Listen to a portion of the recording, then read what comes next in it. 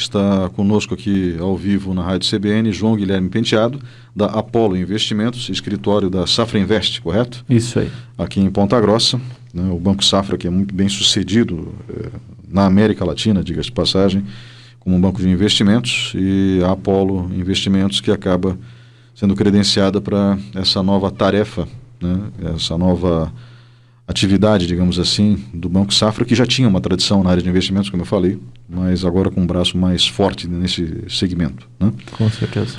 Eu gostaria de saber o que vem dando certo ao redor do mundo, o que os governos têm feito ao redor do mundo para tentar minimizar a crise, porque não é só no Brasil que isso está acontecendo no mundo inteiro, né? A economia depende das pessoas, as pessoas estão em casa, né? Quem tem negócios online consegue sobreviver melhor. A Amazon até teve um crescimento nas vendas. Sim. Mas quem não tem plataforma online, literalmente, e precisa do atendimento presencial, literalmente foi muito prejudicado. E muitos quebraram. Então, quais seriam as medidas adequadas, João Guilherme? Vamos lá, é um pouco difícil responder quais são as medidas mais adequadas, né? Mas assim, o que a gente vê em um contexto geral é que economias que trabalharam uma testagem em larga escala para reduzir e controlar contágio enquanto estavam em período de quarentena e conseguiram achatar a curva de contágio, acabaram voltando à atividade econômica mais rápido. Hoje existe um receio muito grande sobre uma segunda onda de contágio, que poderia voltar a carregar as economias que estão em processo de abertura a um passo atrás e com isso prejudicar ainda mais a atividade econômica do país, né? Desses países que estão saindo, né, da crise. Bem, em termos gerais, a gente vê hoje um potencial de recessão do mundo para esse ano de menos 5% a menos 6% do PIB global. Ou seja, toda a riqueza construída no mundo ao longo do ano deve cair em 6%. E no Brasil, a situação é mais dramática. No Brasil, a gente pode ver menos 8% a menos 9%. Tá? Quais são as principais diferenças? É muito mais relacionado à estrutura de gestão da crise e capacidade de pagamento, capacidade de investimento dos governos. O Brasil veio de uma linha onde a gente foi se endividando ao longo da última década, e hoje a gente tenta controlar, tenta fazer ajustes fiscais para poder sair dessa situação. Por exemplo, ou foi feita a reforma da Previdência, está sendo estruturada a reforma tributária, foi implementado o teto de gastos, que agora já querem derrubar. Enfim, o Brasil hoje não tem muito dinheiro para botar para rodar, né? E economias que conseguiram resguardar suas empresas e tudo mais, foram economias que abriram o cofre basicamente, tá? Iniciaram um processo de afrouxamento monetário, quantitative easing, redução de juros, postergação, cancelamento de tributos e, mais do que isso, um crédito facilitado para pequenas empresas. Por que Ponta Grossa, por exemplo, teve 16% de suas empresas fechadas no primeiro mês? Porque, em média, a pequena empresa e a microempresa brasileira tem caixa para durar menos de 28 dias.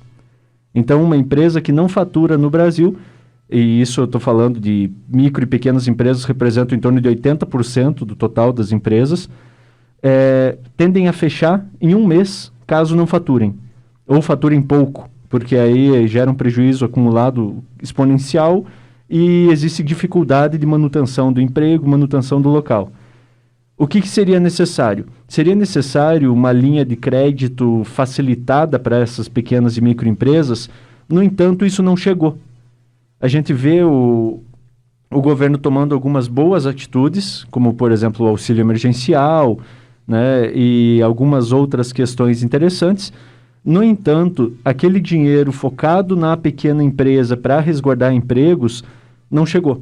Ou chegou de maneira um tanto incipiente. Houve um aumento nas linhas de crédito, houve aumento na concessão de crédito, mas foi muito mais focado em postergação tributária e capital de giro curto do que, de fato, em uma proteção, um colchão de proteção do pequeno empresário, do microempresário, né? O brasileiro é microempresário por necessidade.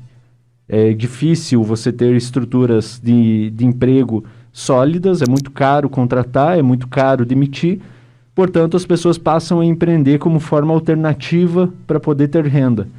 E são essas pessoas que não têm boa capacidade de crédito, porque elas são pessoas que têm uma renda de subsistência. O Brasil é estruturalmente pobre e, portanto, eles precisariam de um apoio financeiro para que sustentassem ao longo desse período.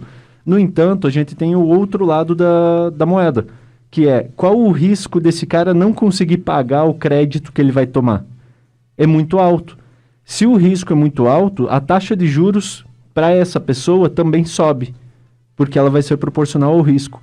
Então, o crédito para o microempresário no Brasil sempre foi muito caro. E esse fato agora se mostra como crucial para a manutenção dos empregos. Então, a demora, a burocracia, a dificuldade do Brasil de implementar medidas rápidas de auxílio para a economia vai resultar numa queda econômica muito mais aguda do que em outros países, tá?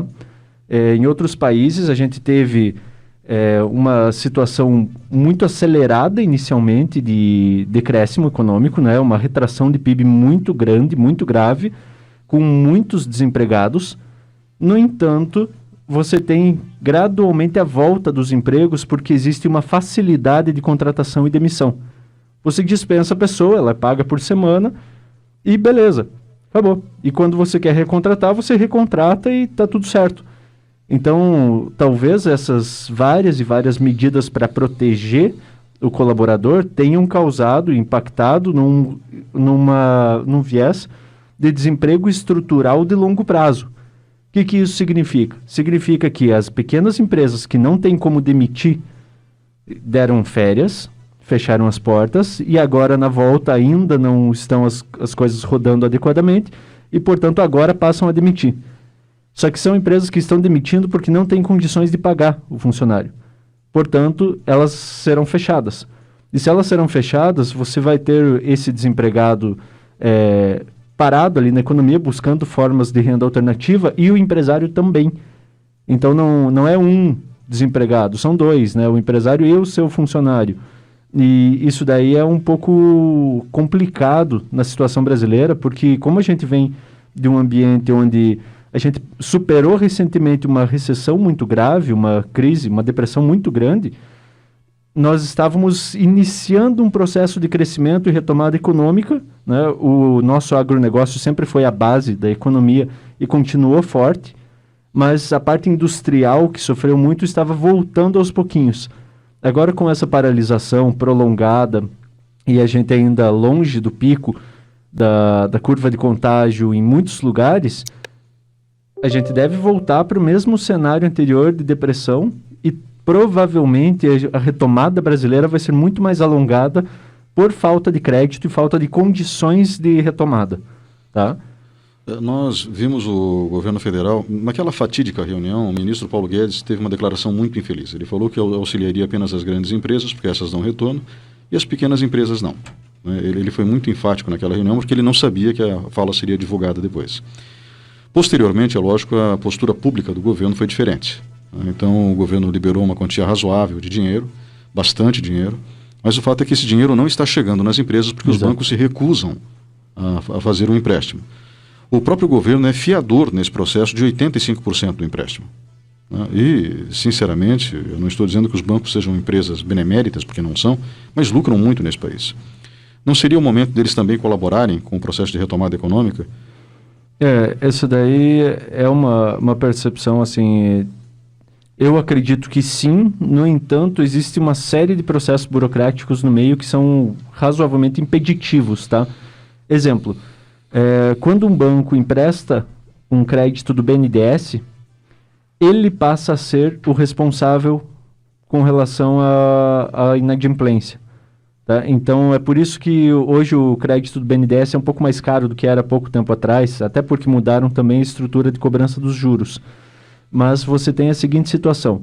Vamos lá, eu vou pegar um crédito no BNDES, o BNDES Giro, que é o super rápido ali, que tem prazo de até 5 anos e que está mais fácil de sair, é o que tem saído principalmente nas empresas em geral que a gente acompanha, tá? Esse crédito ele vai ter um custo de capital junto ao BNDES de taxa Selic, 3% ao ano. No entanto, se houver inadimplência, o banco é obrigado a ressarcir o BNDES. Então o banco tem que colocar o custo de spread dele, que seria o risco, e o prêmio pelo risco. Então eles adicionam, por exemplo, mais 5 a 6%, se tiver boas garantias. Se não tiver boas garantias, eles jogam lá em cima porque existe um risco de inadimplência muito alto. E como o brasileiro historicamente não é bom pagador, e a gente vê isso até pela dívida pública brasileira, que nós somos campeões mundiais de calotes históricos, tá? A gente já deu 10 calotes na história, né? Ganhamos até da Argentina, que deu 9. Então, essa situação impacta negativamente na questão estrutural. Soma isso, o custo burocrático, que é muito elevado no Brasil, principalmente de regulação com relação ao Banco Central, CVM, Anbima, etc. Existem N órgãos reguladores e autorreguladores, e todos eles têm seus custos e têm suas regras. Então, tudo fica mais engessado no Brasil. Então, somando tudo isso, mais a falta de vontade, vamos dizer assim, de realmente contribuir, entregando talvez um crédito um pouco mais barato, a gente tem pouca aderência de crédito dentro da economia, tá? Então, talvez uma solução nesse sentido fosse a utilização dos próprios bancos públicos como fomentadores, como linhas de crédito subsidiadas, linhas de crédito um pouco mais baixas em termos de custos e com menos garantias para tentar resguardar o micro e pequeno empresário. Mas até onde o Brasil tem capacidade de absorver o impacto disso, não se sabe. E, na verdade, a gente acredita que exista pouca margem de manobra hoje no governo, dado o endividamento que o governo tem. Então, é aquele negócio, você estava gastando mais do que ganhava ao longo de 10 anos. E agora você estava corrigindo sua curva de dívida. No entanto, você está devendo muito mais dinheiro do que você tem. E, fatidicamente, você perde o emprego. Como você vai resolver? Essa é a situação do Brasil hoje, tá? Em termos, se o país fosse uma pessoa, né, a gente estaria nessa situação. Então, a gente tem o governo precisando auxiliar as empresas. As grandes empresas do setor privado estão fazendo sua parte, em grande parte, tá? Estão trazendo respiradores, doando respiradores, tem um movimento muito forte, que já acumulou muitos bilhões de reais para combate à pandemia por parte de empresas privadas, das grandes empresas. No entanto, a gente não consegue ver uma estrutura de proteção ao microempresário, que é o grande empregador do Brasil. E isso daí pode ser muito negativo a médio prazo. Tá? A gente vai ver não só no curto prazo uma queda grande do PIB e de arrecadação, mas o governo vai ter dificuldade de arrecadar mais recursos por impostos a partir de agora. Isso faz com que estruturalmente piore ainda mais a nossa situação de dívida descontrolada, porque o governo está abrindo o cofre na medida do possível, mas não vai ter a capacidade de arrecadar impostos, e como a carga tributária brasileira é muito alta, vai ser muito difícil a gente conseguir implementar um aumento de impostos que consiga suprir isso daí. Então, o governo provavelmente vai ter que fazer uma reforma administrativa ou mais incisiva, ou a gente vai ter uma situação de dívida estrutural muito delicada nos próximos anos. Em relação à fala do ministro Paulo Guedes, ele falou muito em simplificação das contratações para tentar fazer com que essa situação se reverta. Mas você mesmo disse que as pequenas empresas são as que mais contratam. Sim. Então, o governo vai ter que encontrar um jeito de financiar essas pequenas empresas com taxas que sejam viáveis, diluídas num prazo de tempo elástico, para que elas possam incluir essa despesa também nas suas contas, né, de uma forma que não atrapalhe elas, para que elas possam ter a sua lucratividade e continuar girando. Né? Com certeza. E a política que vem sendo implementada seria o uso dos bancos públicos, ou seja, está sendo pensado numa solução que vise esses dois aspectos, ou seja, a simplificação trabalhista. O ministro falou que estão fazendo, né, para tentar melhorar a facilidade de contratação. Mas isso ainda não foi publicado, ou seja, nós não temos nada publicado. Você acredita que essas medidas podem ajudar na recuperação brasileira? Com toda certeza, tá? Qual que é o... Eu acho que, assim, pode ser muito relevante. O problema de Brasil é timing. O que é isso? O governo brasileiro até faz a coisa certa. No entanto, ele entrega 6 meses depois do prazo. Ele sempre está correndo atrás do prejuízo, ele nunca se antecipa, né? Por exemplo, a gente está vendo agora sendo discutida a questão do emprego. Isso daí deveria ter sido estruturado e lançado antes mesmo do auxílio emergencial. Pois uma pessoa que não perde o emprego é uma pessoa que não precisa do auxílio emergencial. Então, a gente sempre tem um delay aí muito grande entre o fato e a reação. E isso daí piora a estrutura, faz com que seja exponencializado o efeito, o impacto negativo dos problemas. Então, a gente tem somado a essa questão uma grave crise política, e essas discussões e disputas pelo poder, e ninguém quer ser o pai da criança, né? O filho feio não tem pai, que é o Covid, né? E aí todo mundo se isenta da responsabilidade, um acusa o outro, não sei o que, e transformaram uma pandemia numa briga política, uma briga de egos, enquanto a população vem sofrendo, perdendo emprego, morrendo, e a doença vem se alastrando. Então, eu não acredito muito que o governo vá conseguir trabalhar de maneira eficiente, de modo a proteger a nossa economia. Sendo bem sincero, isso é uma opinião pessoal, tá? Eu acredito que vai depender muito mais da capacidade de iniciativa e criatividade das pessoas do que do próprio governo, em termos de retomada econômica. O que a gente tem visto globalmente é que essa pandemia acelerou tendências que a gente estava acompanhando e que estavam acontecendo nas economias em todo o globo, mas que deveriam levar 10, 15 anos para se consolidar, como estão se consolidando hoje. Então a gente transformou 15 anos de caminhada em 2 meses. E o que eu quero dizer? Eu quero dizer que empresas de tecnologia, comércio eletrônico e etc., são a nova realidade. Enquanto o comércio varejista de rua vai sofrer e ele provavelmente nunca mais vai voltar a estar no mesmo nível que anteriormente. Tá? Essa situação é preocupante, porque o comércio eletrônico emprega até que ponto emprega quem? Né? A questão toda é, nós temos mão de obra qualificada e a gente não tem, o Brasil não tem. Mão de obra qualificada a esse ponto, eu falo, ou seja, com um conhecimento para poder fazer determinadas coisas pela internet. E diga-se de passagem, a área de serviços necessita do contato humano, não há como fugir disso, né? São assuntos que a gente tende a abordar daqui a pouquinho, são 11 horas e 27 minutos, mas eu acho que ainda dá para a gente pegar e fazer um comentário breve. Veja, nós temos uma limitação por conta da pandemia, mas quando a pandemia estiver, digamos, sob controle, não vamos dizer extinta, né? Com os órgãos de saúde conseguindo absorver os casos, os pacientes, né? E quem sabe, se Deus quiser, em breve, muito breve, uma vacina, existe uma pressa mundial em relação a isso, e a probabilidade que ela fique pronta em outubro ou dezembro mais tardar, mas existem alguns tratamentos alternativos que têm sido eficazes. Então, basicamente, a pergunta que fica é, nós temos condições de permitir que os prestadores de serviço sobrevivam, ou as pessoas não vão ter dinheiro para contratar os prestadores de serviço?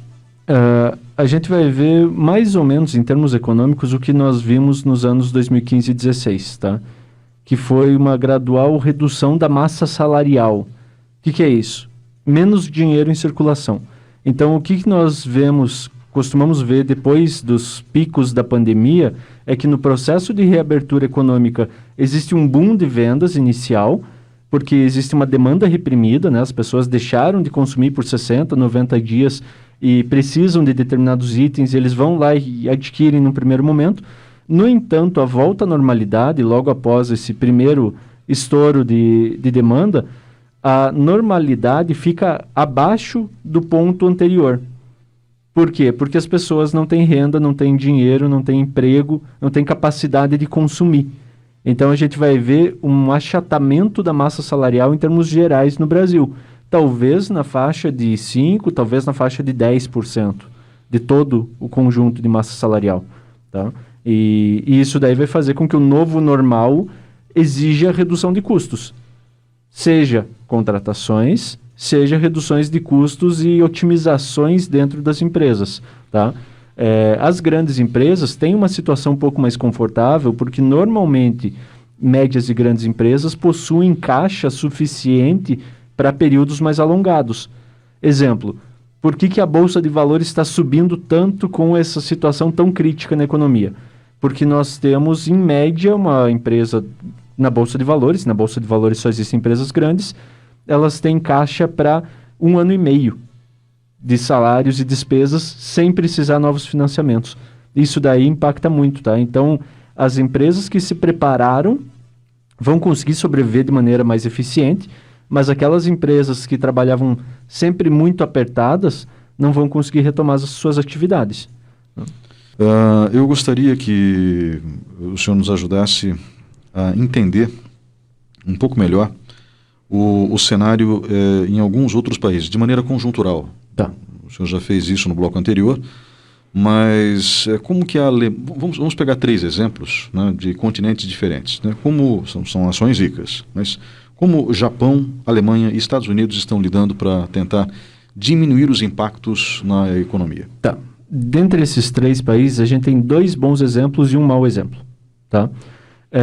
Japão é um caso atípico, tá? O continente asiático, em termos gerais, né, os asiáticos são pautados na disciplina, né? Então você pega Coreia do Sul, Japão, é até difícil fazer um paralelo com o Brasil, porque as pessoas seguem regras, né? E se a regra muda, elas seguem a regra nova da mesma forma, adequadamente, e houve uma unidade em torno da doença para o combate.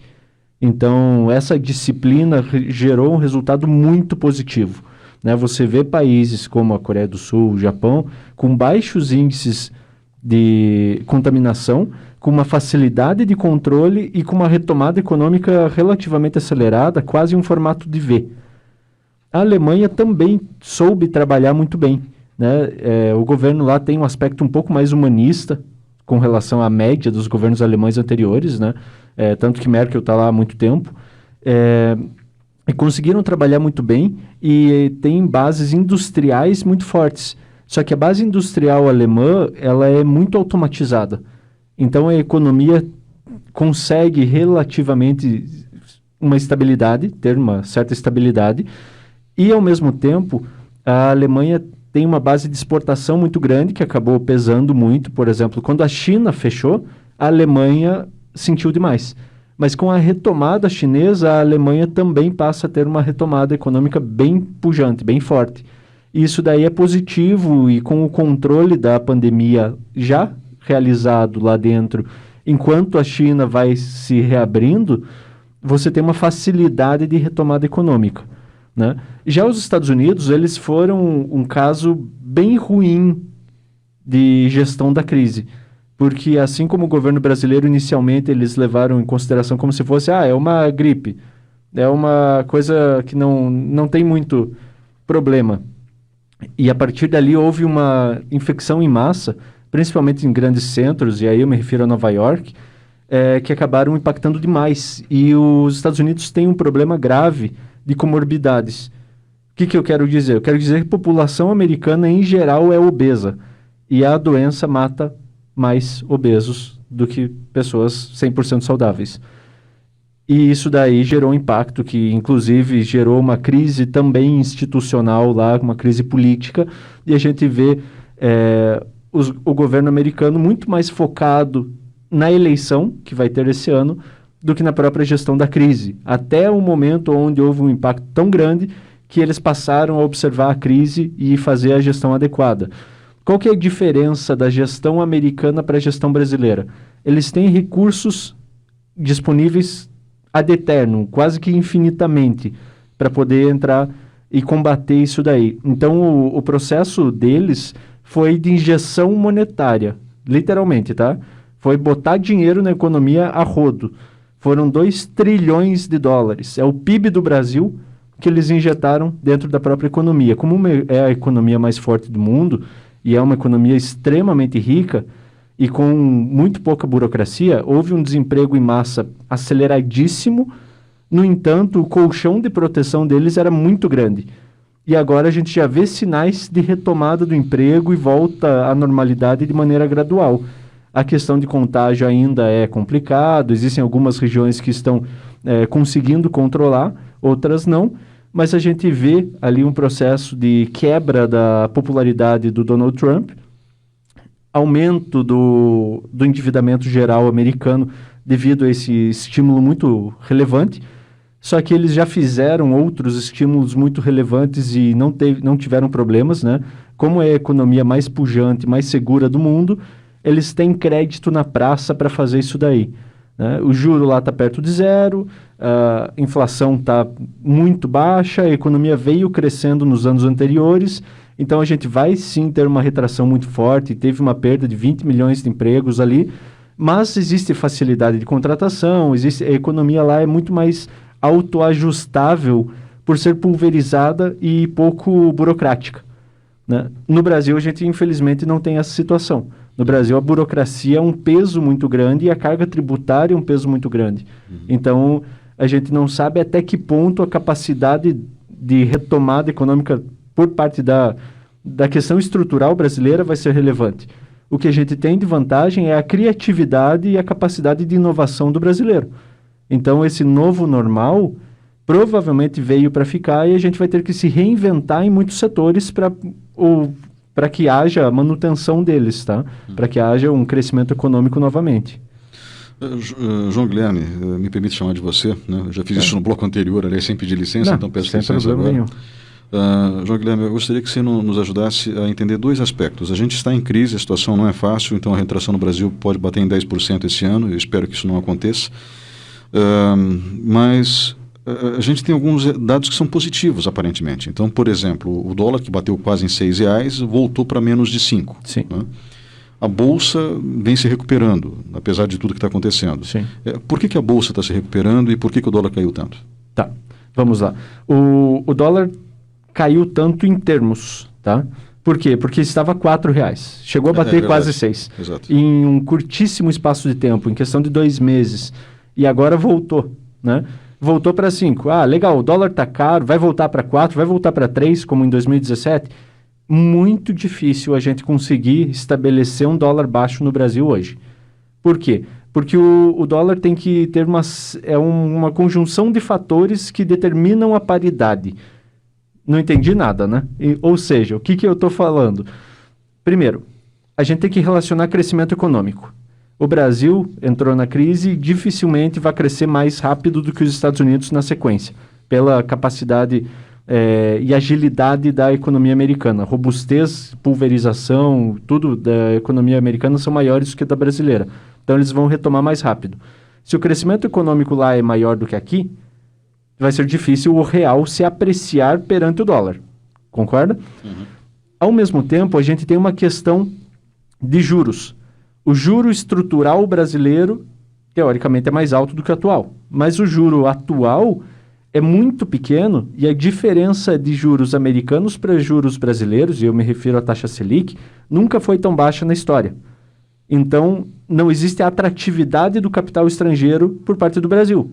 Então, não vai entrar dinheiro de fora para ganhar juros aqui. Ou seja, também contribui para uma alta do dólar. Né? E por que a gente viu um fluxo de queda do dólar no último mês?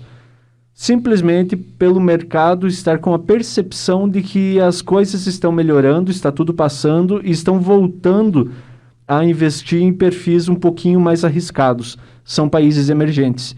Então, quando começou a pandemia e houve o pico, que estourou no mundo inteiro, todo o capital saiu dessas economias emergentes e foi de volta para casa, fazendo com que o dólar se aprecie muito, porque é a moeda de segurança, são os ativos de segurança do mundo. Né? Economias super desenvolvidas, bem estruturadas, com moeda forte e principalmente pautadas em tecnologia.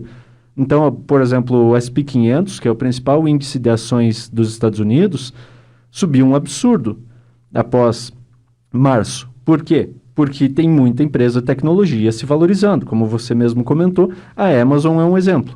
né? Enquanto isso, no Brasil, a gente tem setor financeiro e industrial como base da economia, né? E o agronegócio, mas o agronegócio não está na bolsa. Só que a partir do momento que as pessoas começam a perceber que na Europa está mais controlado, o pessoal está voltando até o campeonato de futebol, estão anunciando a volta da Fórmula 1, a Ásia já está sob controle há mais tempo, a China já vem retomando sua economia, a gente tem um cenário de percepção de risco muito mais leve do que o que a gente vive hoje no Brasil. E como tem muito dinheiro lá fora, então esse dinheiro volta a ser espalhado pelas economias emergentes, que apesar de estarem sofrendo, existe uma certa previsibilidade de que isso vai passar dentro de algum tempo, talvez leve mais tempo. No entanto, o Brasil estava barato demais. O que é isso? Bolsa brasileira caiu 45% em reais. E o dólar se apreciou quase 50%. Então, multiplica isso e em dólar a gente voltou 20 anos no tempo. E ao voltar 20 anos no tempo, a gente sabe que a economia brasileira hoje, apesar de seus problemas, é melhor do que a economia brasileira de 2002. Né? Então, existe essa percepção de que o Brasil estava barato. E por isso houve uma entrada, um fluxo estrangeiro, e aí você vê uma redução do câmbio e um aumento da bolsa. Perfeito. Então, obrigado. Uma explicação didática. Parabéns. A gente conseguiu entender. E usando esses dois índices, que investimentos você aconselharia agora? Tá. Na realidade, eu pedi para você fazer todo esse panorama de conjuntura econômica para as pessoas terem as ferramentas adequadas para poderem analisar melhor aquilo que você vai falar agora. Tá bom. E a gente tem aproximadamente 10 minutos, mas eu acho que é suficiente para você destacar pelo menos 3 bons investimentos, justificando eles. Vamos lá. Claro que sempre a escolha de um investimento tem que ser de acordo com o seu perfil, seus objetivos. Tá? Dito isso, vamos pegar o cenário econômico base do Banco Safra. O cenário de alocação do Safra para junho nos dá um parecer bastante preciso sobre o que deve dar certo e o que não. Como a gente vai ver uma recuperação alongada de Brasil e a inflação está no menor patamar da história, a gente não via a inflação tão baixa desde a época que existia deflação, né, que era basicamente com padrão ouro na economia. Então, nós temos a seguinte questão. Juro brasileiro indo para 2%, indo para 1,5%, taxa Selic, porque não existe inflação, não existe pressão inflacionária. A gente viu uma deflação grande em maio e isso tende a ficar estabilizado. Então, apesar daquela alta do câmbio, a gente não viu um impacto na inflação. Né? Aquela alta do dólar e depreciação do real, a gente não viu impacto na inflação. O que isso significa? Significa que taxa Selic, caderneta de poupança, né, Tesouro Direto Selic, CDB pós-fixado, vão ser péssimos investimentos, porque além de não pagar nada, a gente está falando de 2% ao ano, se você tiver uma taxa contratada ruim, como é o caso da caderneta de poupança, que é 70% da taxa Selic, a gente está falando de você ganhar 1,5%, enquanto a inflação provavelmente vai ficar estável entre 1,5% e 2%. Ou seja, eu estou pagando para guardar dinheiro. Então, péssimo negócio. Fuja disso. Em contrapartida, a gente tem algumas classes de ativos bastante interessantes. Por exemplo, os ativos pré-fixados.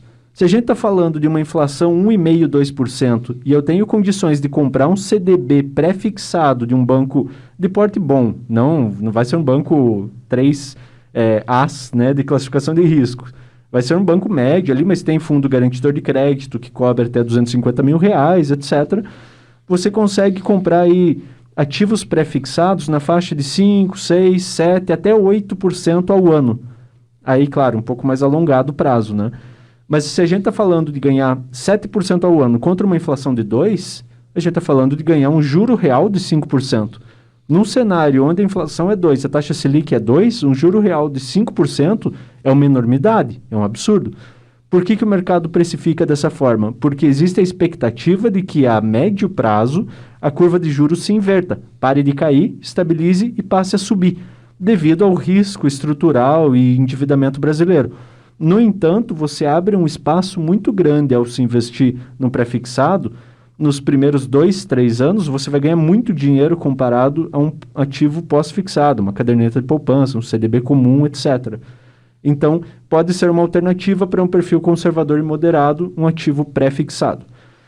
Para perfis um pouco mais arrojados, a gente tem como boas alternativas fundos imobiliários, né? O Ponta Grossense, em geral, gosta muito de investir em imóveis, né? E existem grandes imóveis na Bolsa, por exemplo, setores de logística, que não são muito afetados pela situação da pandemia, né? Porque são setores essenciais. Então, você compra galpões logísticos locados para grandes transportadoras, pode ser bastante interessante. Também ativos como lajes comerciais bem localizadas. Então, você tem aí vários ativos imobiliários bons listados em bolsa que podem render hoje 7%, 8% ao ano de aluguel, isentos de IR para pessoa física. Tá? Então, é bastante interessante, né? Tanto é que o IFIX, que é o índice que representa os fundos imobiliários, tem subido muito nos últimos 2 meses. Ainda vemos muita capacidade de entrega de resultado, porque vale muito mais a pena você ganhar 7% ao ano de aluguel do que você ganhar 2% na caderneta de poupança, na taxa Selic.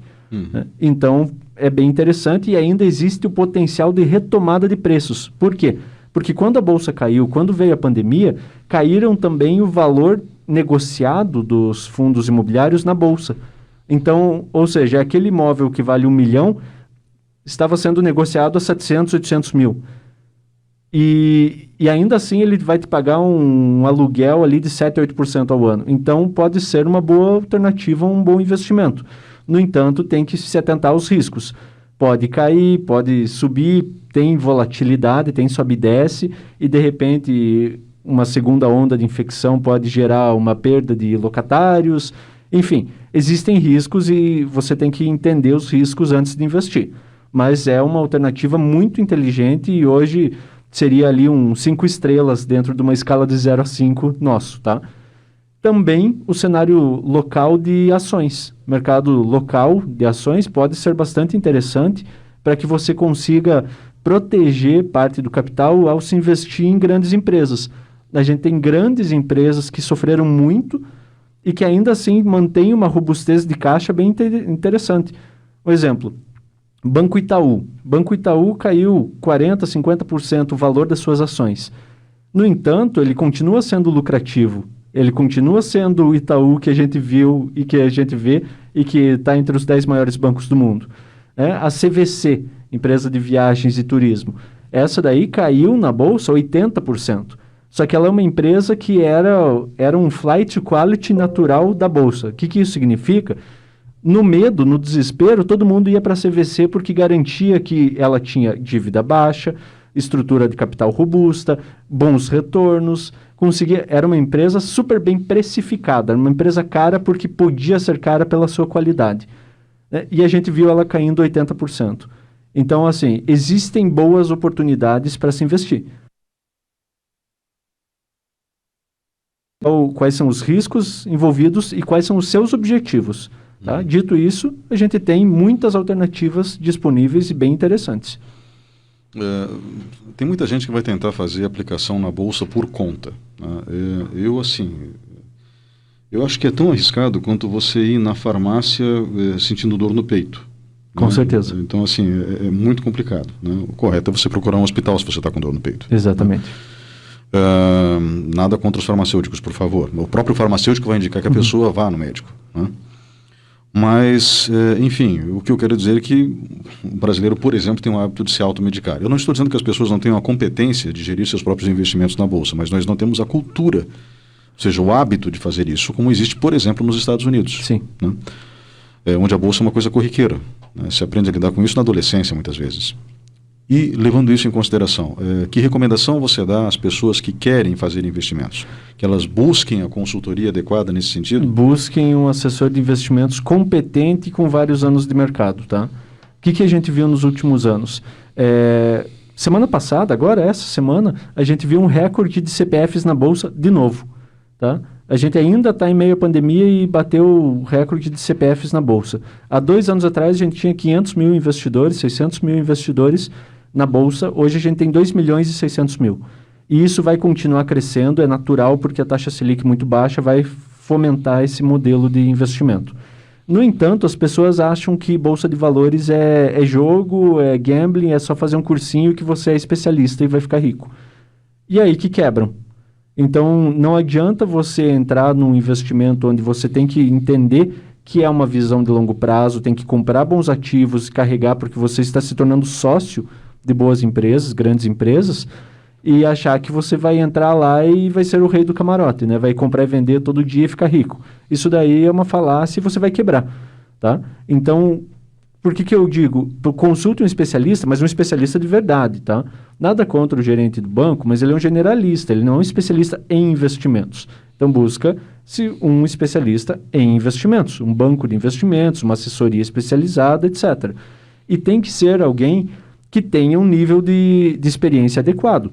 Porque se você entra num nível geral aí, a gente viu nos últimos 2, 3 anos o setor de assessoria de investimentos quintuplicando de tamanho.